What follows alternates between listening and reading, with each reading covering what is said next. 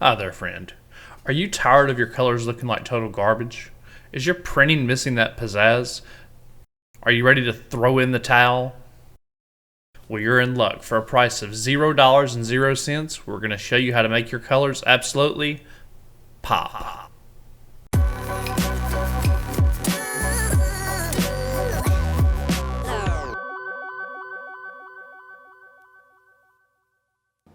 What's up, guys? In today's video we'll be showing you how to do color management. Probably one of the most difficult aspects of dye sublimation is the ability to get colors from in your head to on the computer screen to in the ink and then onto the substrate.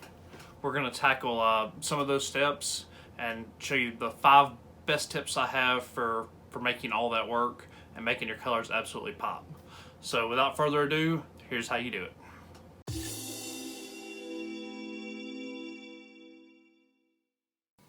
Alright guys, the first step in getting your color right is to make sure your colors are accurate on your monitor. And to do that, we do a Windows tool called Calibrate Display. And we'll show you exactly how to do that. How to get to that, you can just click the Start menu and you can just start in, just type Calibrate, which is just, if you put in like C-A-L-I, you'll see Calibrate Display Color right there. If you click that, you can go through the calibration wizard. If you're using multi-monitors, it's going to ask you which monitor. We're going to start off with the gamma adjustment. This is a factory settings on the monitor, so we'll just reset everything. Everything's a little too bright for my taste. Colors aren't quite deep enough. But the gamma adjustment, you'll see there's like center dots, and you want to try to minimize the visibility of those. So see, that's way too high. And this is way too low. You get an opposite color there. Kind of whack. Kind of tough to explain. But you want to put that where they're like this. On the brightness contrast adjustment, what you'll want to do is you'll want to get all 3 of those items kind of close, but which you can barely distinguish the difference. It gives you instructions at the bottom, obviously. So what we'll want to do is the brightness needs to go down a little bit.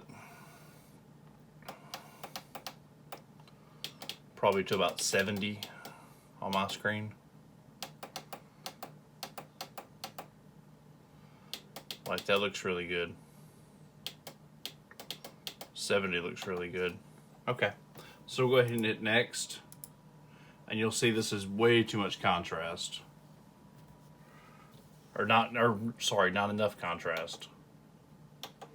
So we'll go ahead and bump that on up. We want it as high as possible without starting to lose detail. So see, there's still detail.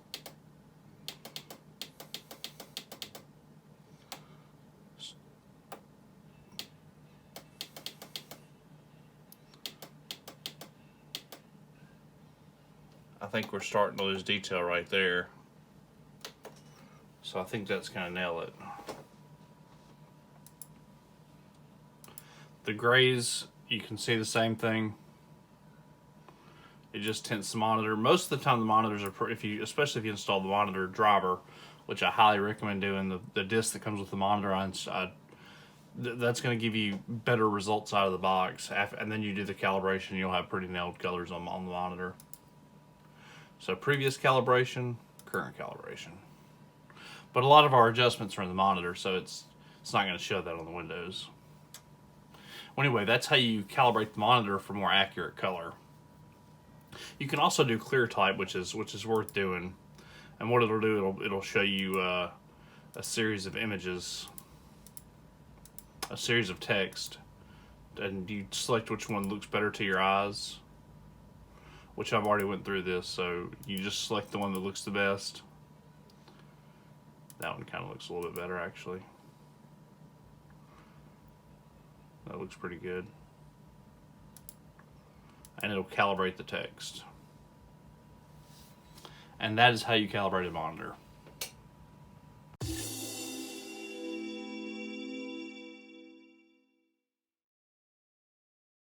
Alrighty guys, let's go ahead and get Photoshop set up. That's the second step that I have for making your colors pop. And a lot of the settings for it are going to be in like edit, say like color settings, for example. I usually just use the North American general purpose too. That's a good that's a solid way to do it. Of course, you can use monitor color, but I feel like Photoshop does a better job when you use North American general purpose too, which uses the sRGB for RGB, dot gain, and the web coded for CMYK. And then of course I'm using like blended colors with gamma at 1.45. I think all this comes from the default color setting profile.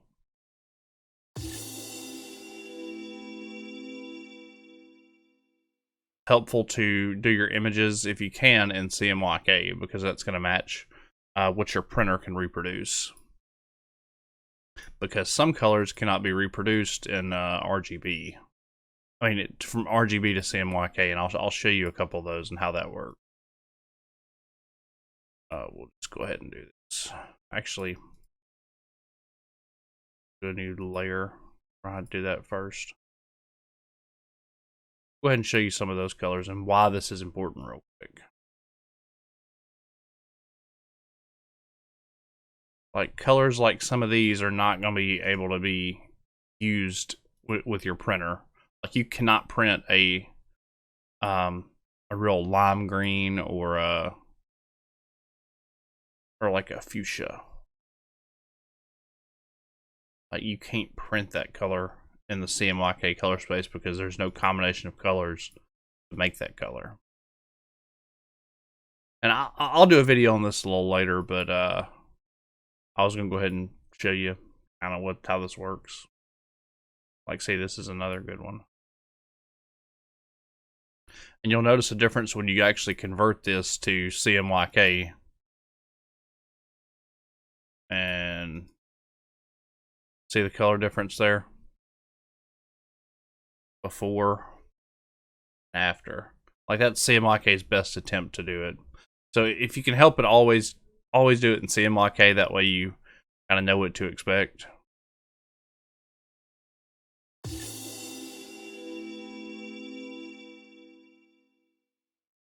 So the print settings that I usually use, here's the important ones.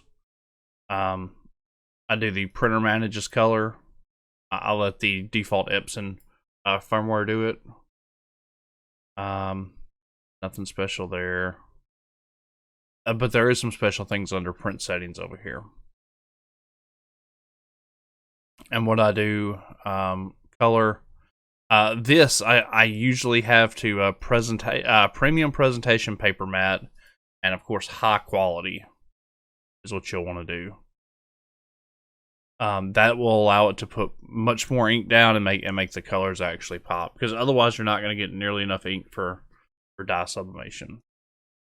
And then under more options, of course, you turn high speed off, because the high speed will put banding in your images and make it look just terrible. Always mirror the image at the printer level. That way you don't have to remember to do it in Photoshop. For image options, I don't have any of those checked. For advanced, I do ICM, which is just basically using the printer's default color profile to do it. Since the Cosmos ink I use is made for that, it's fine. And that's all the settings I have in Photoshop. So we'll go ahead and move to the next settings, which are the printer settings.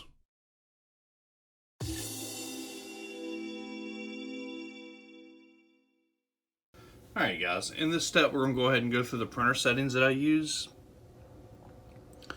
Under just settings, we'll go to general settings first. We'll go through the whole menu. None of these should really matter. No, none of those are going to matter. We'll go to printer settings, paper source settings, error notice, that's fine. Yep. Universal print settings, all those zeroed.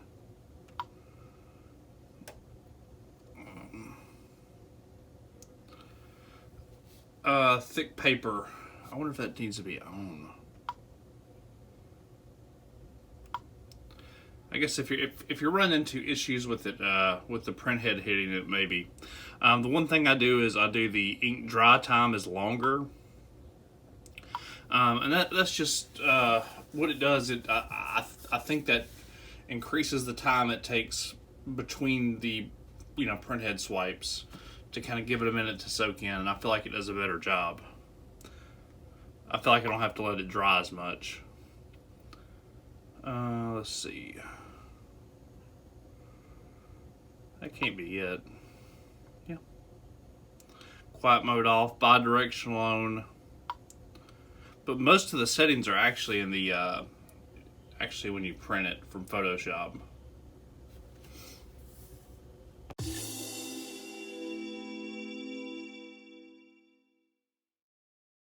Alright guys, now we're going to make a color chart so we can have a reference guide for when we do colors. I'll go ahead and drop a link in the description to a Google Drive file that's colorchart.tiff, and we'll go ahead and open that guy up, and you'll see it's like a color grid almost. And this will allow you to, like if you want a certain color of orange and you're not able to reproduce it, you can then look at a piece that you've already printed, go back and match the RGB values, and you'll have an expected output. So without further ado, we'll go ahead and print that guy and get that going. We'll go ahead and print that, send it to the printer, and I'll see you over there. Alright guys, now that we have it rolling, just a note, we're printing on A-sub paper, Cosmos ink. And we'll be pressing this at 400 degrees for 60 seconds. Alright, to actually print your color chart, we're going to need obviously some paper something to print, which we printed on our Epson earlier. We're going to need a towel. There's some plastic in here. Let's go ahead and take care of that. Maybe some sub tape, scissors, and paper. So first we'll go ahead and we'll start by lint rolling this guy.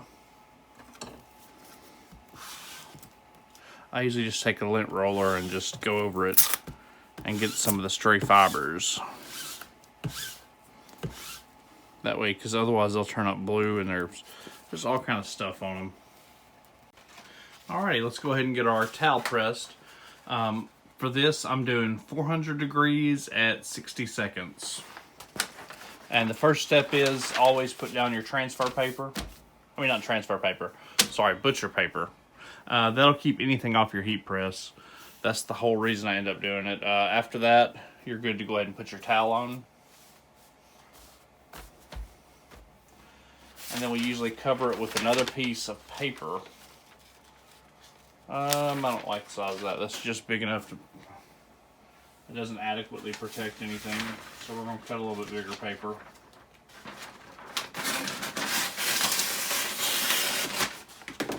I thought I'd cut it big enough, but nah, guess not. I'm going to go ahead and give it like probably like a 10-second pre-press. So we're just going to go ahead and press that. It's medium pressure. Nothing special there. We'll go ahead and do that for about 10 seconds. There we go. And what this does, it gets it nice and flat and also gets the moisture out as well. So after that, we're good to actually print the towel. And I'm using A-sub paper. And I actually needed a color chart for a different video, so we're just going to rock that. We're going to go ahead and throw that on there.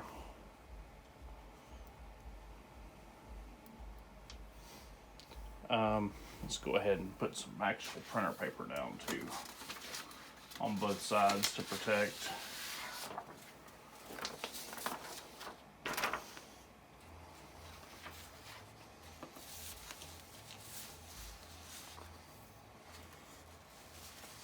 We'll go ahead and just slide that on in. Slide one on top. And then we'll go ahead and cover it. And we're just going to be pressing these at 60 seconds at 400 degrees. Just like that. Alrighty guys, it's about 12 seconds left. I'm going to go ahead and get my lint roller. Go ahead and get that handy so when I pop it, I can do that.